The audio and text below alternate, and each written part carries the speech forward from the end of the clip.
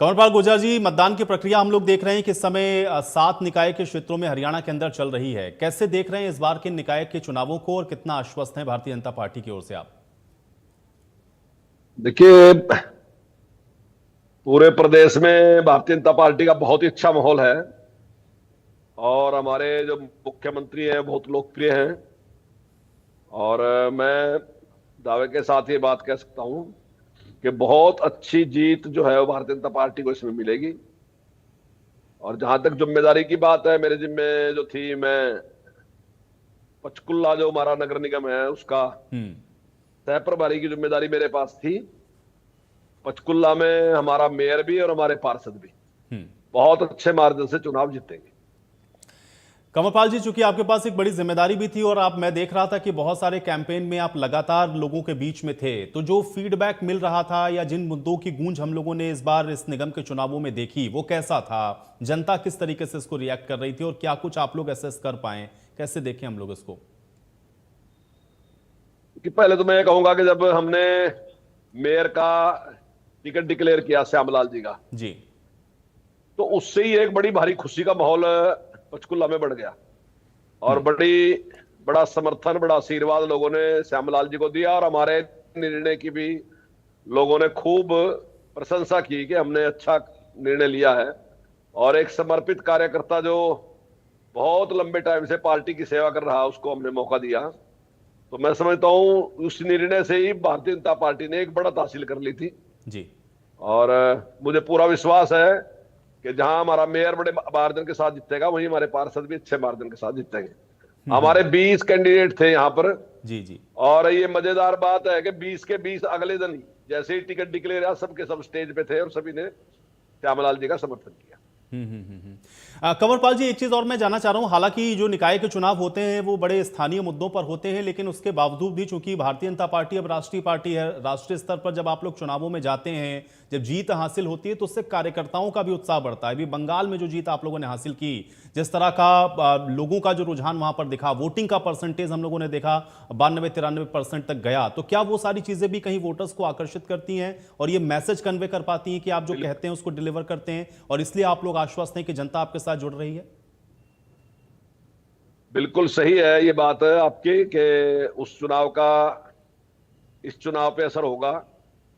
और मुझे एक और पॉजिटिव चीज जो नजर आ रही है कि वहां जिस प्रकार से 92-93% मतदान हुआ, हम्म। तो 92-93% की तो उम्मीद नहीं मैं करता, लेकिन मैं ये उम्मीद करता हूं कि जो चुनाव का प्रतिशत है वो जरूर बढ़ेगा।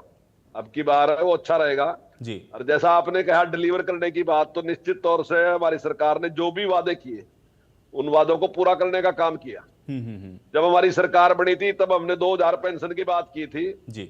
और पहला ही जब विधानसभा का सेशन आया तभी हमने निर्णय ले लिया और 200 रुपए प्रति साल बढ़ा के हमने वो 2000 करने का काम किया। अब जी। जैसे माननीय मुख्यमंत्री जी अपना नायब सैनी जी ने जिस प्रकार से कहा था लाडो लक्ष्मी योजना जो है हमने लागू की और उसको फुलफिल किया और हम आगे बढ़ा रहे। पहले 1 लाख पे किया था, अब 1,80,000 तक की जिनकी आमदनी है उनको हमने शुरू कर दिया और उसके लिए 5,000 करोड़ की व्यवस्था की। जबकि हमारे पड़ोस में हिमाचल भी है और पंजाब भी है, दोनों ने इस प्रकार का वादा किया था जी। लेकिन किसी ने पूरा नहीं किया। तो लोग इस बात पे विश्वास करते हैं कि जो संकल्प हम लेते हैं, हम घोषणा नहीं, हमारा घोषणा पत्र नहीं है, संकल्प पत्र है, निश्चित तौर से अपने संकल्प को पूरा करें। जी। अच्छा, कंवरपाल जी, ये जो ट्रिपल इंजन वाली बात आप लोग कहते हैं और उसके जरिए हम लोगों ने देखा बहुत सारे निकायों में ट्रिपल इंजन की सरकार भारतीय जनता पार्टी की है भी, और अभी भी जहां हो रहा है उसमें से भी बहुत जगहों पर आप लोग खुद थे ट्रिपल इंजन की सरकार को चलाते हुए।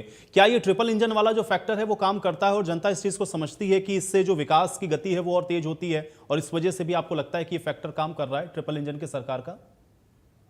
निश्चित तौर से इसका लाभ मिलता है और होना भी चाहिए कि ऊपर अगर सरकार है तो निश्चित तौर से नीचे, और उसके बाद अगर स्थानीय निकाय की है तो अगर वो उसके साथ की सरकार होगी, निश्चित तौर से कुछ लाभ उसके मिलते ही हैं और लोग भी उसपे वोट ज्यादा देते हैं, इसमें कोई दो राय नहीं।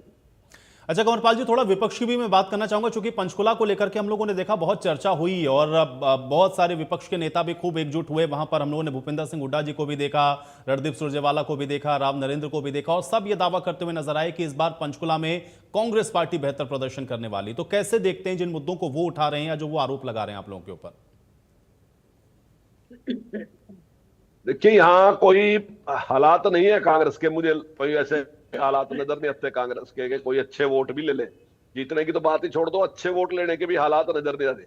और ये जितने भी लीडर हैं सब के सब प्रेस कॉन्फ्रेंस ही करके गए यहाँ, और किसी ने कोई मेहनत नहीं की है। बस ये केवल मीडिया के सामने आए और वहां अपनी बात कही और उसके बाद चले गए। तो मुझे लगता नहीं है कि कुछ इस प्रकार का कोई परिणाम कांग्रेस का होगा। मुझे लगता है कि एक तरफा जीत होगी बीजेपी की। बिल्कुल। चलिए कंवरपाल जी, चूंकि वोटिंग की प्रक्रिया चल रही है तो ऐसे में पंचकुला की जनता से या हरियाणा की जनता से कुछ अपील अगर आप करना चाहते हो तो आप कर सकते हैं। देखिए, मैं तो आपके चैनल के माध्यम से जनता से ही अपील करूंगा कि जो ट्रिपल इंजन की सरकार है वो बड़े मार्जिन के साथ यहां से बढ़नी चाहिए। और श्यामलाल जी एक बहुत ही अच्छे इंसान है, और उनको अगर मौका मिलता है तो निश्चित तौर से बहुत अच्छा काम वो करके दिखाएंगे। और साथ ही हमारे माननीय मुख्यमंत्री जी जो चंडीगढ़ में ही है, और पंचकुला तो लगभग लगभग रोज आना जाना ही है उनका, तो उसमें बहुत सुविधा रहेगी और विकास के काम करने में ज्यादा सुविधा रहेगी। तो मेरी तो जनता